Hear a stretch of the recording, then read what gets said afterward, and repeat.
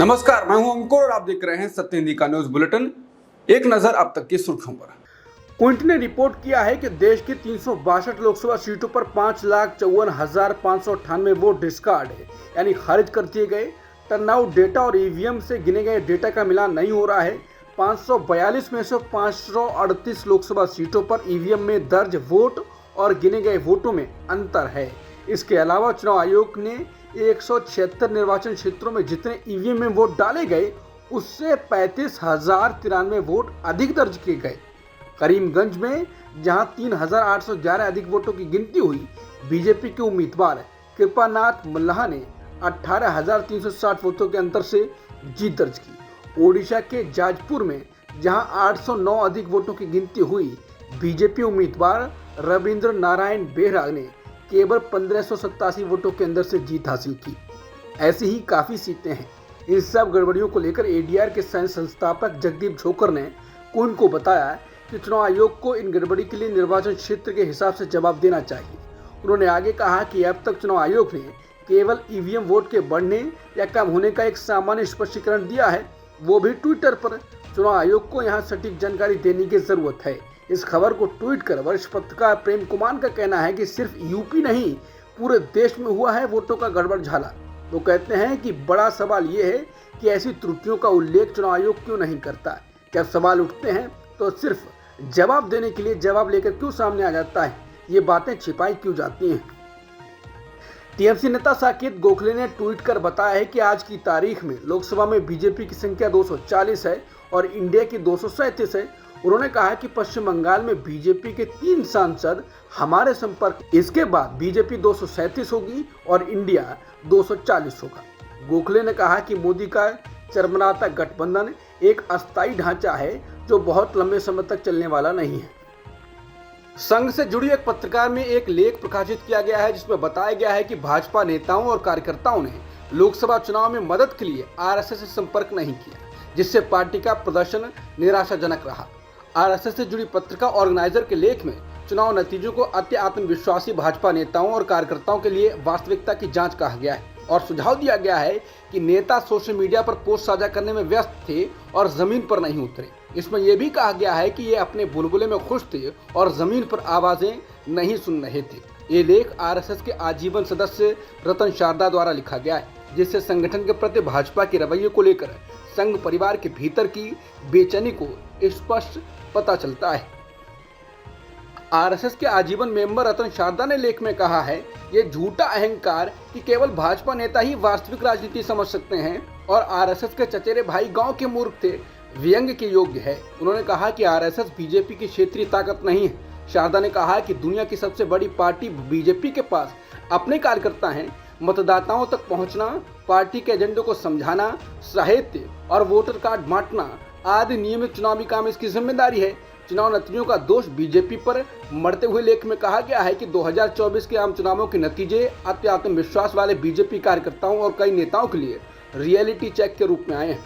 उन्हें इस बात का एहसास नहीं था कि प्रधानमंत्री मोदी का 400+ का आह्वान बीजेपी के लिए एक लक्ष्य था और विपक्ष के लिए एक चुनौती थी।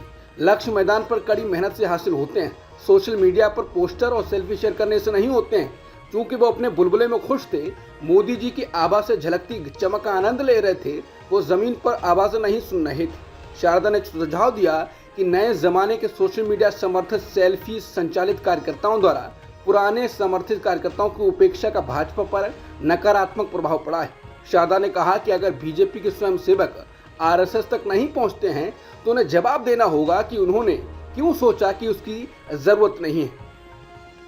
रतन शारदा के लेख में यह भी सुझाव दिया गया है कि मोदी मैजिक की कुछ सीमाएं हैं। लेख में कहा गया है ये विचार कि मोदी जी सभी 543 सीटों पर लड़ रहे हैं, इसका एक लिमिटेड वैल्यू है। यह विचार तब आत्मघाती हो गया जब उम्मीदवार बदले गए, स्थानीय नेताओं की कीमत पर थोपे गए और दल बदलू को अधिक महत्व दिया गया। देर से आने वालों को समायोजित करने के लिए अच्छा प्रदर्शन करने वाले सांसदों की भी बलि देना दुखद है।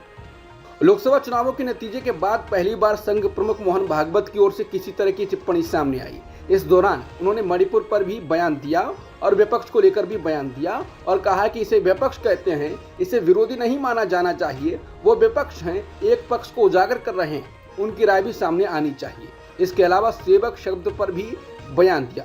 सेवक शब्द के उस बयान को पीएम मोदी से जोड़ा जा रहा है। बता दें, पीएम मोदी ने खुद को प्रधान सेवक कहा था और अब आरएसएस चीफ ने कहा है एक सच्चे सेवक में अहंकार नहीं होता और वो दूसरों को नुकसान पहुंचाए बिना काम करता है। इसके साथ ही उन्होंने कहा कि चुनावों को युद्ध के तौर पर नहीं देखा जाना चाहिए, गरिमा से लड़ना चाहिए, लेकिन इस बार गरिमा से नहीं लड़ा गया। पूर्वी असम के जोरहाट से कांग्रेस सांसद गौरव गोगोई ने कहा कि उन्हें उम्मीद नहीं है कि प्रधानमंत्री मोदी मणिपुर पर आरएसएस प्रमुख मोहन भागवत की सलाह पर ध्यान देंगे। उन्होंने कहा कि प्रधानमंत्री मणिपुर से बचेंगे, एजेंसियों का दुरुपयोग करेंगे और भारतीय संविधान को झुकाने की कोशिश करेंगे। रजत शर्मा को लेकर रागिनी नाइक ने कहा है कि चोरी और सीनाजोरी। पहले तो रजत शर्मा ने मुझे लाइव डिबेट में अपशब्द कहे, फिर अपनी लीगल टीम से डेफेमेशन की धमकी देकर चुप कराने की कोशिश की। इसके साथ ही उन्होंने कहा कि सेक्शन 294 और 509 आईपीसी के तहत criminal complaint Delhi Tughlak road थाने में दर्ज करवा दी गई है। रजत शर्मा के विवाद के बाद अब कांग्रेस ने बड़ा कदम उठाया है। कांग्रेस नेता पवन खेड़ा ने कहा है कि कांग्रेस पार्टी तुरंत प्रभाव से इंडिया टीवी न्यूज पर अपने प्रवक्ताओं को भेजना बंद कर रही है। कांग्रेस नेता रागिनी नाइक ने एंकर रजत शर्मा को लेकर प्रेस कॉन्फ्रेंस की। रागिनी ने कहा कि रजत जी, आपने मुझे गाली दी। ये वीडियो मेरे माँ बाप, मेरे सास ससुर और मेरे बच्चों ने देखा। आपने मुझे गाली इसलिए दी क्योंकि मैं अब ईमानदारी से अपना काम कर रही थी। आपने सिर्फ गाली ही नहीं दी, इसके बाद मुझे धमकाना भी शुरू कर दिया कि प्रेस कॉन्फ्रेंस की तो डेफेमेशन केस करेंगे। रागिनी ने कहा कि आपको लगता है कि हम धमकाने से डर जाएंगे। रागिनी ने कहा कि रजत शर्मा जी, सबसे पहले महात्मा गांधी ने देश को अभय का पाठ पढ़ाया था, इसलिए हम आपकी गीदड़ भभकी से डरेंगे नहीं। आपको बताना चाहिए था कि अगर आपने गाली नहीं दी तो आपने क्या कहा था, लेकिन आपने ऐसा नहीं किया। इससे न सिर्फ आपका मुखौटा हटा है, बल्कि ये दिखाता है कि आपके मन में कितना मैल और जहर है। हमने इस मामले में क्रिमिनल कंप्लेंट भी दर्ज कराई है, लेकिन सवाल एनसीडब्ल्यू से है कि वो सत्ता संज्ञान लेना कब सीखेगा।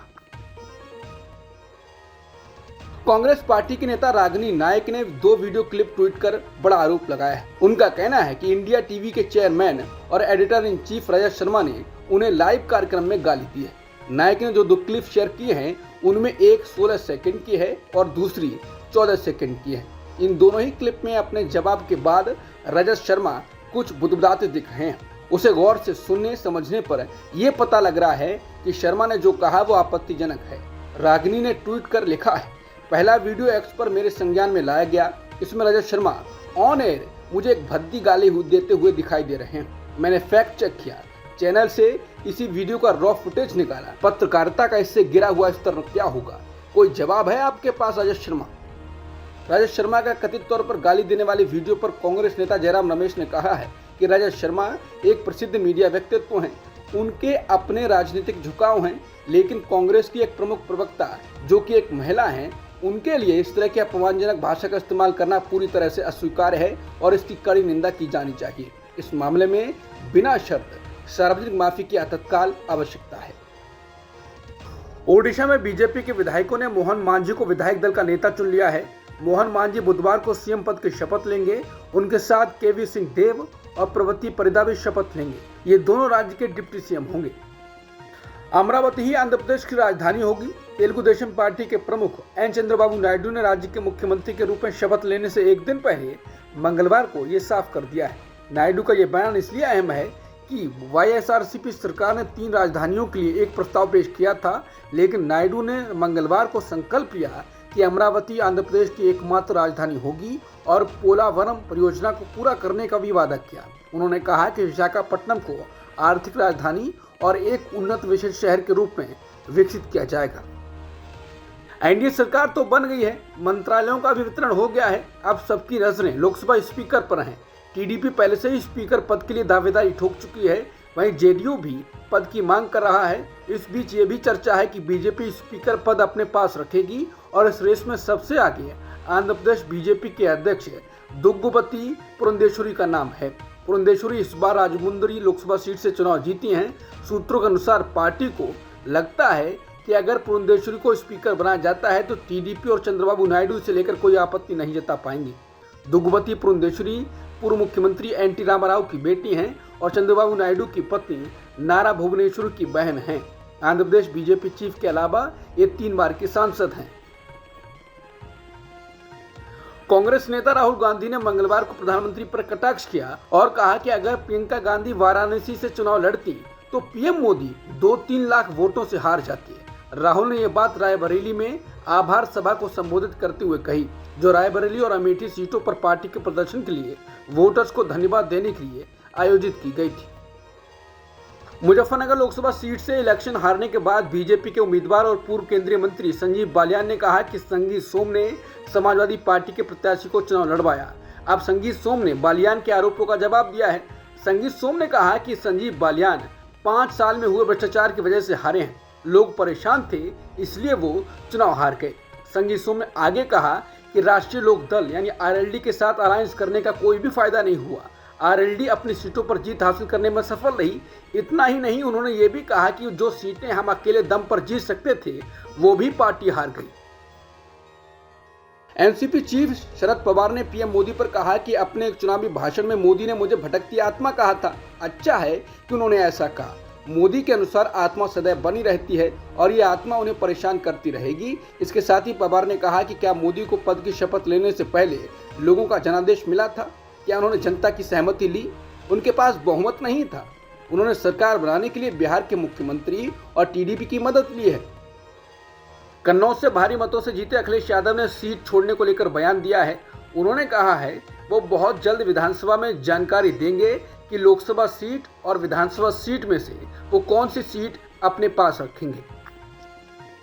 नीट से जुड़ी याचिका पर सुनवाई करते हुए सुप्रीम कोर्ट ने केंद्र सरकार और उस परीक्षा का आयोजन करने वाली नेशनल टेस्टिंग एजेंसी को नोटिस जारी किया है। कथित पेपर लीक मामले में सुप्रीम कोर्ट में नीट यूजी 2024 परीक्षा रद्द करने को लेकर याचिका डाली गई है। हालांकि सुप्रीम कोर्ट इस मामले के साथ इससे जुड़ी बाकी याचिकाओं पर 8 जुलाई को सुनवाई करेगा। सुप्रीम कोर्ट ने फिलहाल नीट की काउंसलिंग पर रोक लगाए जाने की मांग को खारिज कर दिया है, यानी काउंसलिंग जारी रहेगी। नीट को लेकर उठ रहे सवालों पर नेशनल टेस्टिंग एजेंसी की डीजी सुबोध कुमार सिंह ने शनिवार 8 जून को प्रेस कॉन्फ्रेंस की थी। सुबोध कुमार ने कहा था कि नीट की परीक्षा के दौरान पेपर लीक की कोई घटना नहीं हुई। संयुक्त राष्ट्र की सुरक्षा परिषद ने अमेरिका के गजा इजरायल संघर्ष विराम को लेकर पेश किए गए प्रस्ताव का समर्थन किया है। इस प्रस्ताव में पूरी तरह से संघर्ष विराम, हमास द्वारा सभी बंधकों की रिहाई और इजरायल द्वारा फिलिस्तीनी कैदियों की रिहाई जैसी मुख्य बातें हैं। पाकिस्तान के पूर्व क्रिकेटर कामरान अकमल ने सिखों को लेकर दिए बयान पर माफी मांगी है। कामरान अकमल ने कहा है कि उन्हें अपनी बयान पर खेद है। भारत के पूर्व क्रिकेटर हरभजन सिंह ने कामरान अकमल के बयान पर कहा है कि उन्हें शर्म आनी चाहिए। कामरान अकमल ने एक्स पर पोस्ट किया, मुझे अपने बयान पर खेद है और मैं हरभजन सिंह और सिख समुदाय से माफी मांगता हूँ। मेरे शब्द अनुचित और अपमानजनक थे। मैं दुनिया भर के सिखों का सम्मान करता हूँ। मेरा इरादा कभी किसी को ठेस पहुँचाने का नहीं था। मैं माफी चाहता हूँ। कामरान अकमल के बयान पर हरभजन सिंह ने सोशल मीडिया प्लेटफॉर्म एक्स पर पोस्ट किया था। लाख दी लानत तेरे कामरान अकमल, अपने मुंह खोलने से पहले तुम्हें सिखों का इतिहास जानना चाहिए। हम सिखों ने आपकी माताओं और बहनों को तब बचाया जब आक्रमणकारियों ने उनका अपहरण कर लिया था। समय हमेशा 12 बजे ही था। आप लोगों को शर्म आनी चाहिए। आपको एहसानमंद रहना चाहिए। कामरान अकमल ने भारत और पाकिस्तान के बीच रविवार को खेले गए मैच के दौरान पाकिस्तान न्यूज चैनल के शो में कहा, आखिरी ओवर तो अर्शदीप सिंह ने कराना है। वो वैसी लय में नहीं नजर आ रहे हैं। 12 बज गए हैं। अब तक की सुर्खियों में इतना ही। बाकी खबरों के लिए बने रहिए सत्यहिंदी.com के साथ।